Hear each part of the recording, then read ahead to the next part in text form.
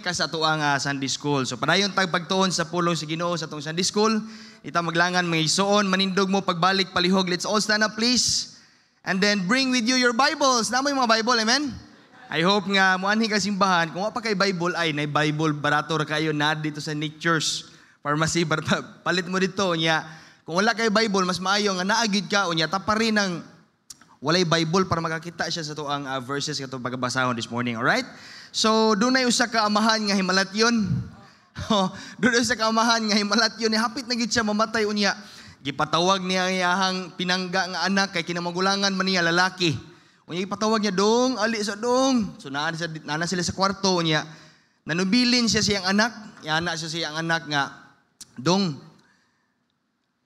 paningkamot gyud taon sa imong kinabuhi dong kay hapit na ko mamatay." Ana siya. Unya, na ako'y gamay nga yuta dito sa bukid, palihog ko og ikaw ni bahala ato dong, ikaw ni ugmad adto. Kay ang tinuod nga lalaki dong muugmad gyud na og yuta, maningkamot gyud na siyang kinabuhi. Nag-advise na siyang anak, yang anak nihilak. "Lagi pa, ay kabala ka pa, ako'y bahala sa yuta dito sa bukid." Nalipay ang papa. "Sige dong, murag ready na gyud ko mamatay dong kay muugmad magiday kasiyuta sa ato sa bukid." Intubag din ni anak nga, "Oh, ayaw ka bala ka pa ay kagool, pero pa, pidi ko muhangyo. Pidi flower akong itanom." Na-heart attack ang papa, namatay. Alright, abrihin yung Bible. 2 Timothy chapter 3. Flower, manipay itanom di ay. 2 Timothy chapter 3, alright? Nasa screen, if you have there. 2 Timothy chapter 3. Akong basahon sa Bisaya nga version mga isuon. Alright? 2 Timothy chapter 3 verses 1 down to verse number 5. Akong basahon sa Bisaya. Kamo na adi sa inyong gitindugan, maybe English yung inyong Bible or Bisaya or Tagalog or unsa man. Please follow me with your eyes. The Bible says, "Hibalui usab kini nga sa katapusan nga mga adlaw muabot ang mga kakuyaw nga mga panahon." Verse 2, "Kay ang mga tao mahimong mga mahigugmaon sa ilang kaugalingon, maibugon, kabitus, mga bugiro, mga mapagarbuhon, mga mapasipalahon, masinupakon sa mga ginikanan." Dili mapasalamaton, dili balaan. In verse number 3, "Walay natural nga pagbati, mga dili mutuman og sabot, mga tigbutang-butang, kulang sa pagpugong sa gana sa pakighilawas, mabangis, mga tigbiay-biay ni adtong mga maayo." In verse number 4, "Mga mabudhion, mga mahihari-harion, mapahitason, mahigugmaon sa kahilayan, labaw pa sa pagkahigugma sa Dios." In verse number 5, kung say reminder sa Bible, "Nga nagabaton sa usa ka dagway sa pagkadyusnon, apan nagalimod sa gahom niini, gikan sa mga ingon niini palayo." Now, the title of our message this morning, mga isuon, "Scoffers of the Last Days." Mag-ampo ta, Ginoong Dios, amahan mo lang itong salamat kayo once again for this wonderful time that we can be able to gather together as a church, as a family. Salamat, Lord, sa mga members ni ining church. Salamat that until now, they are faithfully following you, they are faithfully obeying you. Salamat, Ginoo, Lord, nga makatuon mi, Lord, padayon sa among Sunday School with regards the scoffers in the last days. We know, Lord, that we are now in the last days. Hapit na gyud ka mo balik, Ginoo. The signs of your coming are everywhere. Salamat, Ginoo, Lord, that isip imo mga kanakan, you want us to be reminded nga mag-andami, we will be serving you, Ginoo, samtang naa pa mi kinabuhi. Nagpray ko, Lord, ikaw magapanalangin, wala mi mahimo, kung wala ka, pasaylo ako, Lord, sa mga kalapasan, nga wag ka mahimaya, Lord. In Jesus' name I pray, amen and amen. Thank you for standing. Lingkod mo palihog now. Nagtuog yun ko, no, with all my heart, kani nga itong mensahe, this is very timely kay hapit na gyud mobalik ang Ginoo mga igsoon. Amen? Muna nga, di na mo matingha nga, doon na yung mga panghitabo sa kalibutan karon, sama anang panagubat sa country versus country, kasamok, mahal na kayong panaliton. Nga naman na, because naanak ka nagpuyo sa kaulhian ng mga kapanahunan. No? So muna nga, dapat mabalaan nimo nga, uy, hapit na gyud ay mobalik ang Ginoo. Okay? Next verse, unsa ning scoffer? Mga tao ni, this is a person who mocks and scorn the belief of others. Muna kung naay mga tao magyayaga nimo, naay mga tao nga mo contradict nimo, naay mga tao nga mo oppose nimo. So timan gipredict na sa Bible nga doon lagi na yung mga tao nga mo against nimo dili malipay kung musunod ka sa Ginoo. Alright, next verse. Next slide. Ingon ang Bible, if the world hate you, no? Kung nasuko ang kalibutan nimo, you know that it hated me before it hated you. Ingon si Jesus Christ, kung wala ganahi ang kalibutan nimo, wala sila una ganahi sa kuha. Kay anak ng guka sa Ginoo, anak na ba mo sa Ginoo? Amen? Napa mo diha, buhi pa mo, amen? O kung anak na ka sa Ginoo, dili gyud malipay ang kalibutan sa pangginoo nga mga aktibidades, right? Muna nga ayo katingala, dapat mo barug ka sa kamatuoran, mo barug ka sa mong pagkakristohanon, mo barug ka sa mong pagkaanak sa Dios. In verse number 19, if he were of the world would love his own. But kay dili naman ka iya sa kalibutan, but I have chosen you out of the world, therefore the world hated you. Muna nga dili ta matingala nga wa gyud ang kalibutan dili na gyud ta iya sa kalibutan. This world is not our home. We are just a passing through. Amen. Muna nga ayaw gyud ipasulabi ang mga material nga mga panalangin nga imong nakabutan karon because it will soon pass away. Pero ang pulong sa Dios, ang papaminaw nimo sa pulong sa Ginoo, di gyud na musayang, dili gyud na mulabay nga kawang igsoon. Now, next slide, palihog. Muna nga, the sureness of Christ's return and God's long-suffering, it should encourage us to soul win. Amen? Many people as we can. No? Salamat ko gahapon, I had a chance nga Bible study ramon ta to. Kaya naa may mga parents nga nihangyo sila nga, Pastor, mas maayon ta nga kay ilang anak, wala naman sa private school nag-eskwela, wala naman sa Christian school. So, nag-pray sila nga naon tay maka-follow up silang anak. So gahapon ni adto ko niya to my surprise pagpangutanan nako abi na kog magsugod na kog lesson kay abi na kog save na. Kay nagtubo nga naagud sa Christian life iyang magpapa mga Kristohanon ilang mga ginikanan. Pero as I review sa ilang kaluwasan nasayran ako nga wa pa gyud nila tinud-anay nga nadawat ng Ginoo. So to God be the glory, no? Akong gi-share nila balik ang paagi sa kaluwasan and they gladly receive the Lord Jesus Christ gahapon, no? Two young men. I-pray na to na walay pili-pili ning pagsulwining. Mabatanon ba na teenager man na kato teenager man to, mayang people na man nga hamtong 20 anyos ba na kapin or adult, walay pili. Isang yaw lang yun ang maayong balita, amen? If you have opportunity, ayaw katalaw, no? Nagnegosyo ka, nindot kayo, kung di pagkakastorya, pagkapinig gospel tracks, di mo po na masuko ang customer tele nimo, di ba? Di mo po masuko na sila kay tagaan man nimo. O pagkanindot na mga ison, diha nga paagi mahimo kang panalangin. Diha nga paagi malipay ang Dios nga imong amahan nga nasa langit. Amen? Muna nga siguro mangyud nga mobalik ang Ginoo. Yes, it is sure. Muna nga pangabig og mga kalag samtang naa pa kay panahon. All right? Kay dito sa langit, di gyud mangutana ang Ginoo, ni katubang nimo sa langit, o tubang ka dito? Dili ba mangutana ang Ginoo? Oh, Mercy Rivera, unsa may imong nakabutan, unsa may mga bahandi nimo sa kalibutan, di mangutana ang Ginoo unsa may mga bahandi nakabutan nimo. Right? Ang pangutan-on sa Ginoo dito kanus unsa man nadawat na ba nimo akong anak, unsa may gibuhat nimo? Isip Kristohanon ka, anak kanako sa kalibutan. Oh, mauwaw ta sa Ginoo kung wa tay gibuhat sa tong Christian life. Alright? Muna nga in point number 1, point number 1, remember God's Word.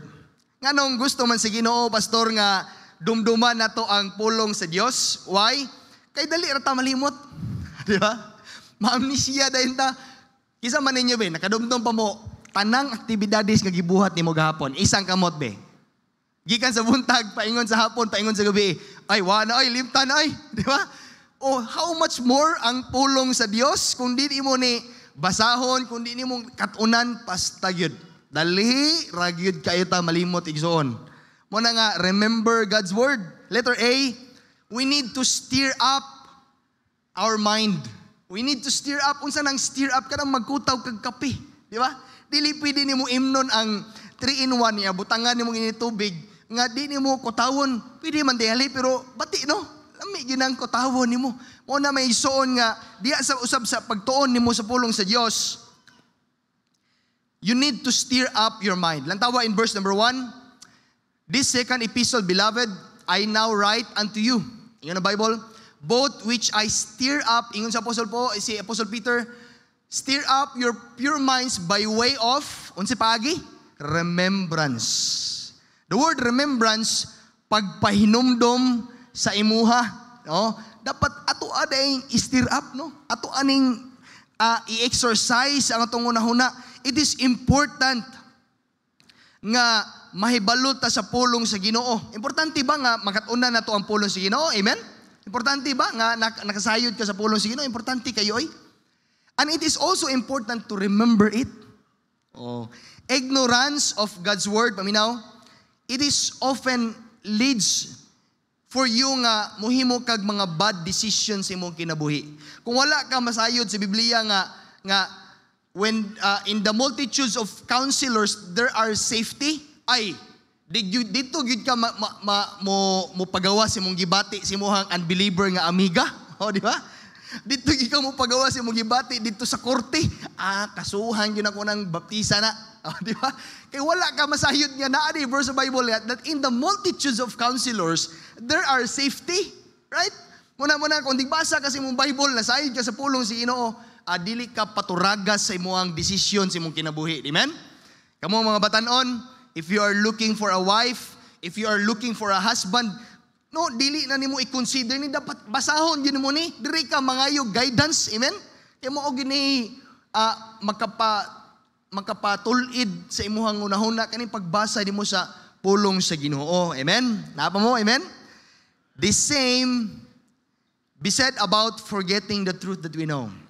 Sa parihara na kung kalimtan nimo ang mga giwali diri sa church, kalimtan nimo ang mga gipangtudlo sa pulong sa Dios, we need to constantly review, affirm God's truth in our thinking. Don't you know nga kini nga tong unahuna importante kayo ni, di ba?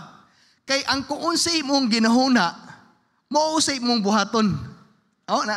You get my point? Muna, ingon ani ka crucial ang itong unahuna, kay kung dili ka ganahan nga muanhig simbahan, kay nagunahuna ka nga kapoy man, laay man karon, so imong lawas, musunod sad na, di sa na mo atong simbahan. So it is very important nga ato ang unahuna dapat ma-align, masusama sa atong Ginoo. Lantawa gani in Romans chapter 12, in verse number 2, para nato ni tanan ha, ingon ang Bible, and be not conformed to this world. The word conformed, mga igsoon, dili ka magpahiuyon aning kalibutan na. Uy, paminaw, human na ita mahaluwas, human na ka midawat ni Jesus Christ as your Lord and Savior, God wants you to separate from the world. Nakuha ninyo kung punto, igsoon? Dapat dili na ka pariha sa mga kalihukan or dili na ka pariha sa kalibutan ba? Usab na ka, separated na ka, dapat dili na ka pariha sa una. O nakuha niyo akong punto? Muna nga kung naay mga aktibidades sa kalibutan, mas maayo nga dili na lang mo apel. O, di ba? Dili ni para wala ko igiigo niya, kasi duman mo ko pastor nila. Wala ko igiigo. Ingon ang Bible, be not conformed to this world. Ingon ang Bible, but be ye transformed. The word transform bang ison pagpausab. Apan pagpausab by renewing. Dapat ma-renew ang babag-o ang imuhang hunahuna. Kaya naman, ang atong hunahuna kaniadto sa wala pa tamaluwas, pangkalibutanon gyud. Disco, inom, sigarilyo, bisyo, tanan, chicks, tanan. Di ba? Pero kung daan na ka sa Pangginoo, luwas naman kahakay so, amen? Kung luwas na ka, dapat bag-o na ang imuhang way of thinking. Dapat ang imuhang unahuna spiritual na. Amen? O renewing of your mind, it is a shift or pagbalhin. Kabantay ka nang mo shift, o ka nang nag-drive ka, manual nga sakinan, mo shift ka gear. Di ba, ibalhin mo ang gear, di ba?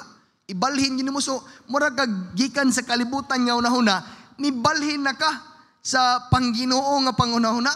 It is a daily, moment-by-moment choice to choose the mind of Christ, which live nagpuyo din hinato isip mga bagong binuhat sa Dios. Kabalo mo, iyon ang Bible in 2 Corinthians 5:17.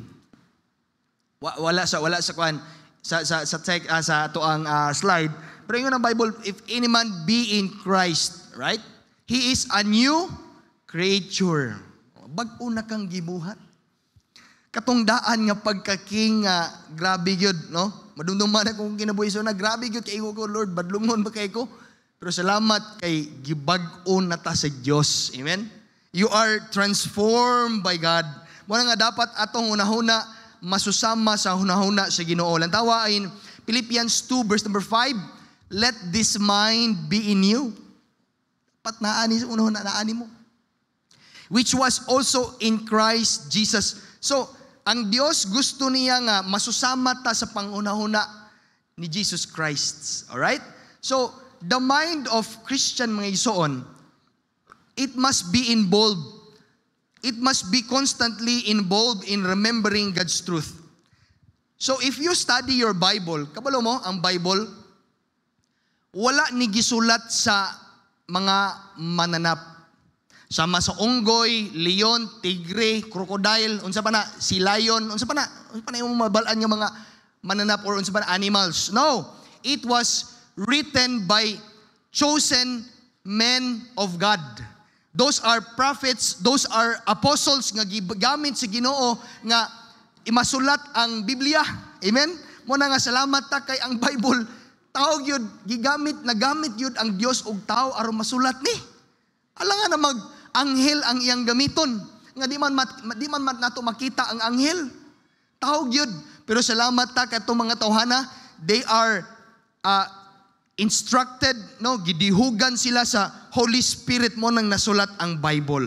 Now, if the Bible was written by the holy men of God, naagay nag-instruct ani or naay nagdihog, that is God Himself. Don't you know nga ang Biblia, the text of this scripture, they are God-breathed words.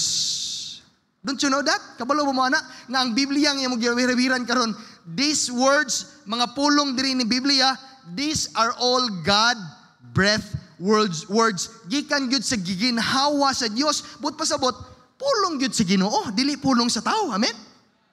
Kay ang uban ra ba maingon ra ba sila?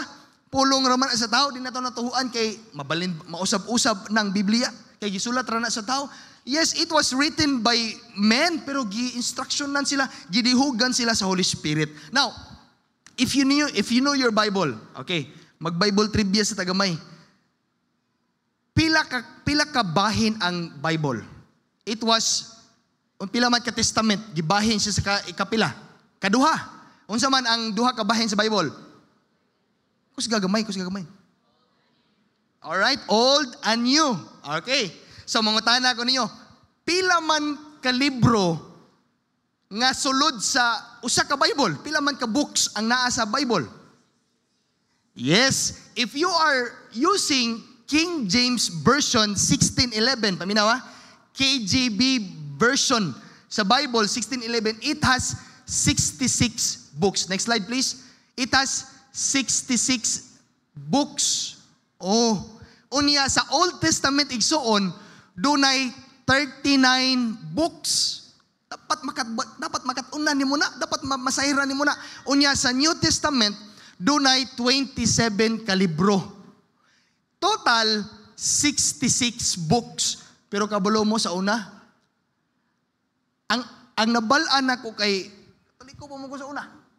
Ang nabalaan nako 72 ka books, which is sayop di ay lang tawa gani na ako'y sample dia o lang tawa. Kung yung mong basahon the Pentateuch, historical books naa man na given, pero nay nadungag ka ng tubit. Naa ba na sa inyong King James ng tubit? Wala oy. Naigitawag nga Judith. Naay Judith no. Naapoy 1st and 2nd Maccabees, unya naay wisdom. Wala Proverbs sa may nasa Bible. Naapoy Sirach, unya naay Baruch. Those are 6 books nga gidungag sa Biblia. Pero ang inspired word of God, dili gyud na pwede mo na mausap. Amen? Amen? 66 books. Amen? I hope nga inyo hanang masayran nga ang Biblia di ay gibahin sa kaduha, old and new. Sa Old, 39 books. Sa New Testament, 27 books. Total, 66 books. Unsa may ito ang text, unsa may ito ang version niya igamit? King James Version. Muna, kung dili King James na imuha diha, mas maayo palit kag King James Version. Daghang baligya dito sa Nature's Pharmacy. Okay? Natawa mga ison. Next slide. It was written by more than 40 writers. Ang Bible, it was written by more than 40 writers. Unya, ikatulo, the author of it is the Holy Spirit. I hope nga matiman-an nimo na. Those are just basic nga information nga dapat mabalaan nimo sa ato ang Biblia. Alright? Nakuha ninyo mga ison? Now, padayon ta. Kay nakuha naman ninyo. Amen? Now, padayon ta. Remember God's word. God wants us to stir up our minds. Not just that, but God wants us to remember God's word because, letter B, scoffers will come. Maabot yun yung mga tao nga mubi-ay nimo, magyaga-yaga nimo. Don't you know, kaning scoffers, it was known na ilhan na ni sila sa panahon sa mga apostoles. In Acts 20, in verse 29, lantawa, for I know this, that after my departing shall grievous wolves enter in among you, not sparing the flock. No, kuyaw kayo ang panahon nga basin unya diri sa atong church, diri sa PBBC, dunay mga grievous wolves, mga mabangis nga mga lobo nga dili kabalo mo. Isip anak ka sa Ginoo karong kabuntagon, gihulagway ka sa Biblia nga usa ka karnero. Unya kaning lobo ganahan ra ba gining karnero. Unya bantay ta kay diri sa tong church magbinantayay gyud ta kay basin bag tukbon na ka sa lobo, tukbon na ka sa yawa nga diin di na ka kapadayon diha sa mong pagsunod sa Ginoo. Mo na nga iampo gyud sa Ginoo, Lord, please help me. Tabangi ko Ginoo nga mo grow ko spiritually. O giniampo nimo sa Ginoo. Now, next verse number 30. Also of your own selves shall men arise. Dili lang men, shall women arise, speaking perverse things, to draw away disciples after them. No, ang gusto sa Ginoo nga mo disciple ka. Mudala kag tao sa Ginoo, pero ang gusto sa Yawa to draw away disciples after them. Timan igyo na igsuon, wa gyud laing kontra nato, dili kontra nimo nang imong Kristohanon, noy. Isi ka Kristohanon, no. Kung mag-away bitaw mo na may conflict sa matag usa ka Kristohanon, wala gyud na nimo na kontrahi gyud na personally ka nang imuhang isuon, no. Ang kaaway nimo ang Yawa. Mao nay nagpaaway nato, mao nay mubungkag sa ato ang relasyon. Mo na nga dapat magbinantayay ta kay naman grabe na ang panahon karon. In 2 Timothy chapter 3 in verse number 8, kaila mo ni Jannes ug Jambres.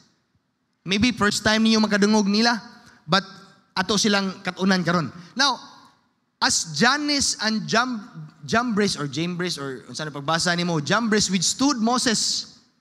Withstood, the word withstood, they opposed Moses. So though this also resist the truth. O kaning mga scoffers pod, men of corrupt minds, reprobate concerning the faith. Next picture please. Si Jannes o si Jambres, no? They are people of Pharaoh. Kadumdum mo sa unang panahon nga ang mga Israelites, slaves sila sa Egyptians. Slave sila ni Pharaoh. Dili sila kabuhat sa gusto nilang buhaton. Mag-arsa sila bugat kayo nga mga kanang mortal ang pisol nga ilahang pormahon nga og building sa una wa pa may hollow blocks. Bugat man kay sa una, manumano man nila aswato ng mga clay nga bugat sa nga tanan. Mao na slave ang mga Israelites sa Egypt sa una. Unya ang hari sa Egypt si Pharaoh. Now, niabot ang punto nga gusto sa Ginoo nga kuwaon ang iyang katawhan sa Egypt. Gigamit si Ginoo si Moses. Okay? Unya naasad ang isuon ni Moses nga si Aaron. Now, dito na gisugo na sa Ginoo si Moses nga moatubang dito ni Pharaoh. Pag abot nila ni Pharaoh, dili man mo tuo si Pharaoh sa Ginoo nga nasa langit, no? Di siya ganahan mo tuo. He won't believe that there's God in heaven nga gamhanan. Mao to unsay paagi si Ginoo, giignan si Moses sa Ginoo nga, okay Moses, naay sungkod si Aaron. Tiguang naman sila. Naay sungkod si Aaron, unya iitsa ang sungkod sa tubangan ni Pharaoh. Kabalo mo ang sungkod unsay hitabo? Nahimong serpent. Karon nanawag si Pharaoh, sayon raman na, magic raman na Moses, dodong Moses, magic raman na. Tawag niya dayon si Jannes o si Jambres. Two of his great magician. Una, si Jannes o si Jambres. Giawat ni Jannes o si Jambres ang trick. Kay magic raman daw. So naapoy sungkod si Jannes o si Jambres. Pag-itsa nila nahimong serpent sad. Pero kabalo mo unsa kagamahanan ng Ginoo. Ang serpent nga gimagic ni Jannes o ni Jambres, gikaon sa serpent nga giitsa ni Moses. So gamhanan ang Dios. Grabe yun. Parihara na ni Jannes o ni Jambres kaning mga scoffers. Ay, magyaga-yaga ginani mo. Baptist ka. Mainom ram lagi apon lagi ka. O, di ba? Baptist ka.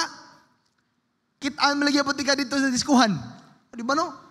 O na nga, negi mga tao nga, di ginahan ni mo, no? O na nga ayaw mong katingha, nga naagi persecution sa imong Christian life. Igit katingha.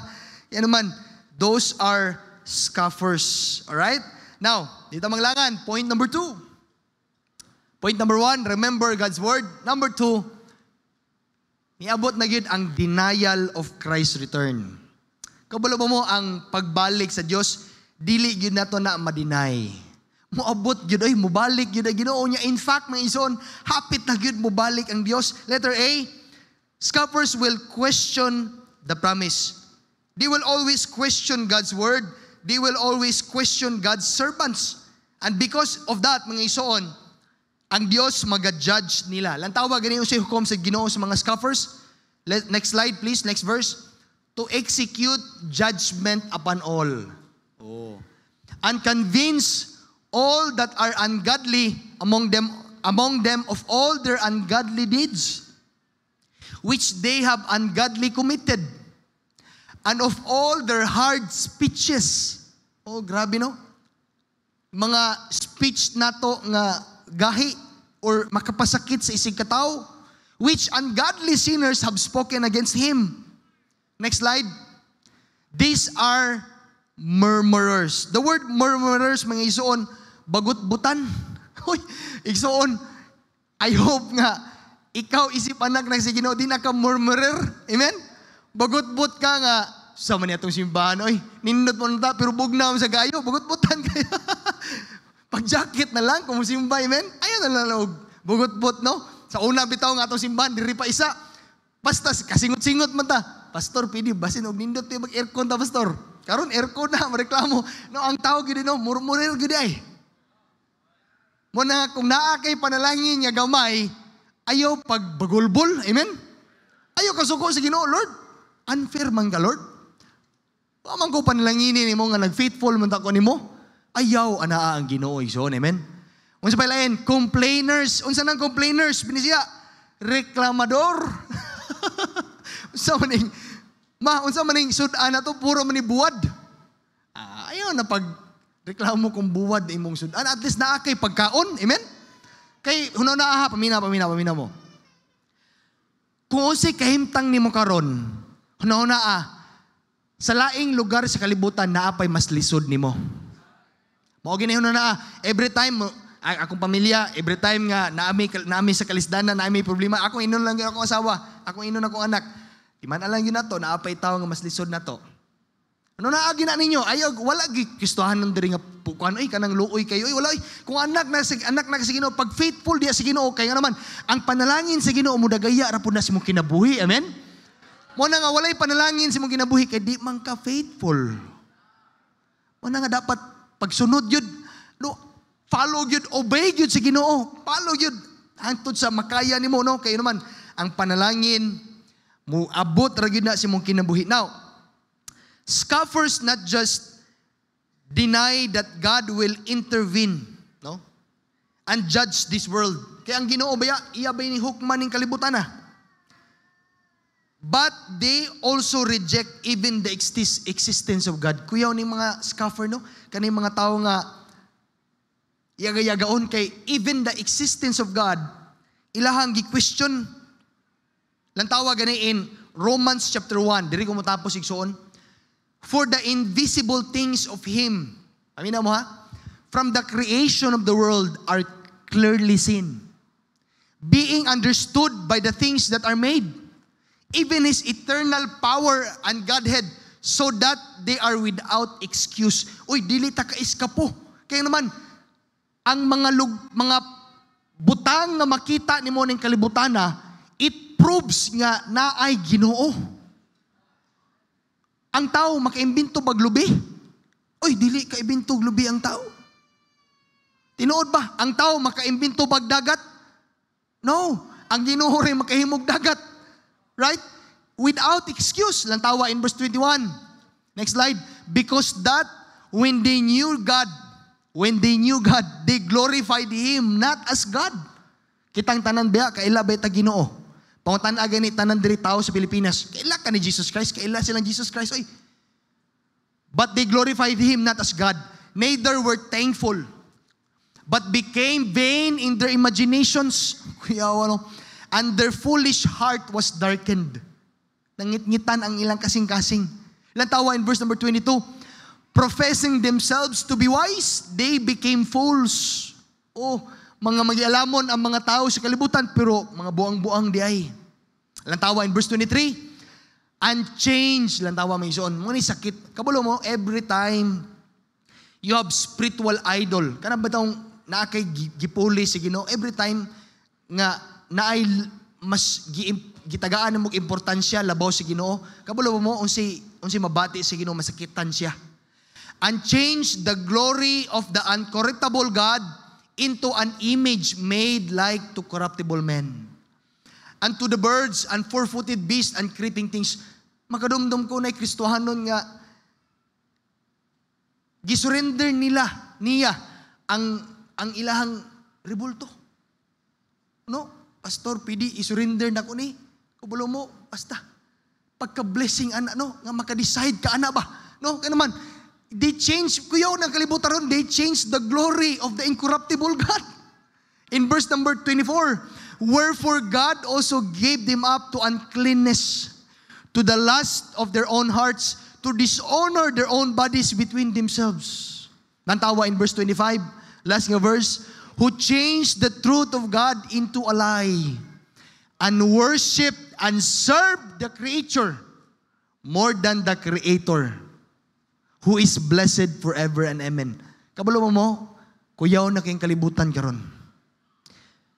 Simbahon sa mga tao ang binuhat sa tao kaysa sa Ginoo nga nagbuhat sa tanang butang aning kalibutan. Dumdumigin na ninyo. Kani atong lesson this morning. We are now in the last days. Manang ampo yung kasi Ginoo, Lord, please help me to stay faithful diha sa imuha. No? Lord, help me nga makapabilin ko diha sa pagsunod diha nimo. Naaman ko'y problema or wala, Lord. Kay lami man kayo musunod sa Ginoo kung nagipanalangin na, pero kung na kay problema, paminaw, padayon lang sa imong pagsunod sa Ginoo. Ampo ta, Ginoong Dios, amahan na mo langit noon. Salamat Ginoo sa pagpahinumdum kanamo sa Sunday School. I pray, Lord, nga ang pulong nimo dili to malabayng kawang, but we will remember it. Ma-apply na mo sa mong Christian life. In Jesus' name I pray. Amen.